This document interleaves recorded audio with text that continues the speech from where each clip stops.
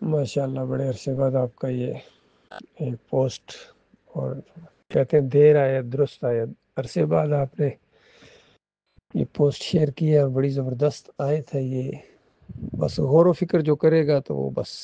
سمجھو اس کے لیے اسی کے اندر کامیابی ہے۔ ایک آیت کے اندر اللہ تعالیٰ نے پوری کامیابی کا نقشہ کھینچ دیا ہے کہ جو اپنے رب کے حضور کھڑا ہونے سے ڈرا، یہی تو وہ تقویٰ ہوتا ہے، اللہ کی خشیت، اپنے مالک کی ناراضگی کا خوف۔ اس کا وہ دھڑکا لگا رہتا ہے، ظاہری بات ہے پھر وہ نیک کاموں میں بھی آگے بڑھتا ہے، برائیوں سے بھی بچتا ہے،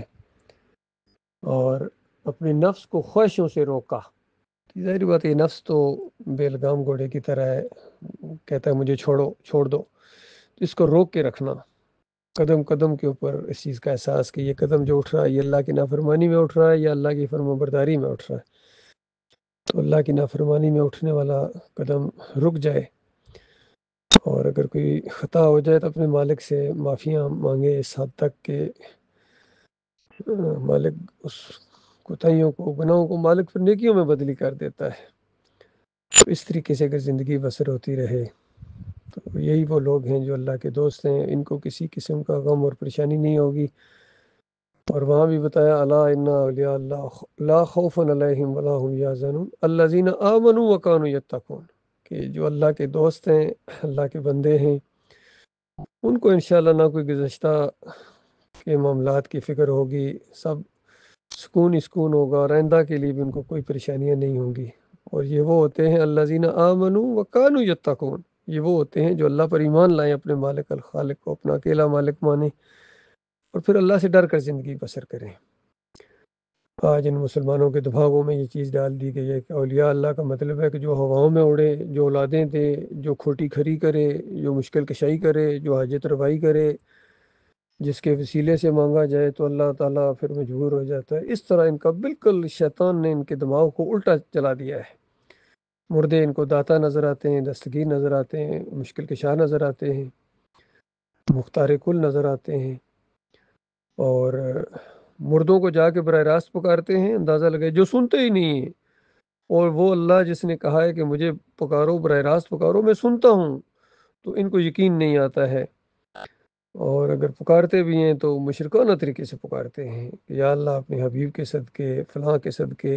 بے حق کے فلاں، بے حرمت فلاں، اس طرح ان کے دماغوں کے اندر شرک دوڑ رہا ہے۔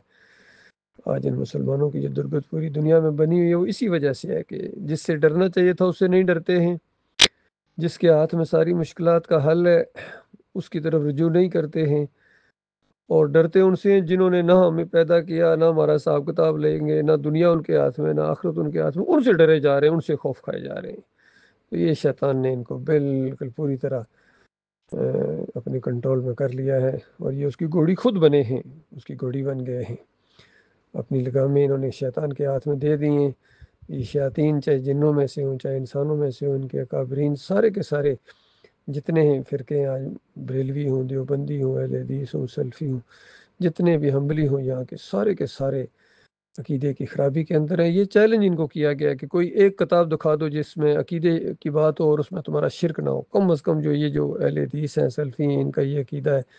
کہ دور سے نہیں، نبی علیہ السلام سنتے ہیں، قبر کے اوپر آ کے پکارو تو سنتے ہیں، روح واپس آ جاتی ہے، کنیکشن ہو جاتا ہے اور پھر جواب دیتے ہیں۔ یہ سب کا عقیدہ ہے۔ تو یہ کنیکشن روح کا جسم کے ساتھ نہیں بلکہ ان کا کنیکشن شرک کے ساتھ ہے۔ اللہ کی کتاب کہتی ہے کوئی کنیکشن نہیں ہوتے، قیامت سے پہلے کوئی کنیکشن سوال ہی پیدا نہیں ہوتا ہے۔ روحیں جب نکلتی ہیں، نکالی جاتی ہیں، برزخ میں اوپر ان کا وہ جگہ ہے، وہاں رہتی ہیں، ایک لمحے کے لیے بھی روح واپس نہیں آتی ہے، اور قیامت سے پہلے یعنی یہ مردہ سر نہیں اٹھا سکتا ہے۔ یہ شہداء ہیں، وہ جنتوں میں زندہ ہیں، انبیاء بھی جنتوں میں زندہ ہیں۔ یہاں ان دنیاوی قبروں کے اندر اموات غیر احیاء، یہ مر چکے ہیں، ان کے اندر زندگی کی رمق تک باقی نہیں ہے۔ یہ عقیدہ ہے قرآن کا اور حدیث کا، جس کو آج سارے بھول گئے، لہذا ضروری ہے کہ بھولا ہوا سبق ان کو یاد دلایا جائے، دعوت اللہ کی جائے، باہر نکلا جائے، اور جہاں تک ممکن ہو یہ آواز پہنچے ہر طریقے سے، آڈیوز کے ذریعے، ویڈیوز کے ذریعے، اور لٹریچر کے ذریعے، بات چیت کے ذریعے، انفرادی ملاقاتوں کے ذریعے، ہر روز یہ دین کا کام کرنا ہے بالکل، اور ہر بعد والا دن پہلے سے بہتر ہونا چاہیے، اور اپنی زبان اللہ کے ذکر سے تر رکھیں، اللہ کی یاد ہر وقت یاد تازہ رہے. اپنے اکیلے مالک سے محبت کرنی ہے اور بڑی شدید محبت کرنی ہے. اللہ تعالیٰ ایسے لوگوں کو پسند کرتا ہے.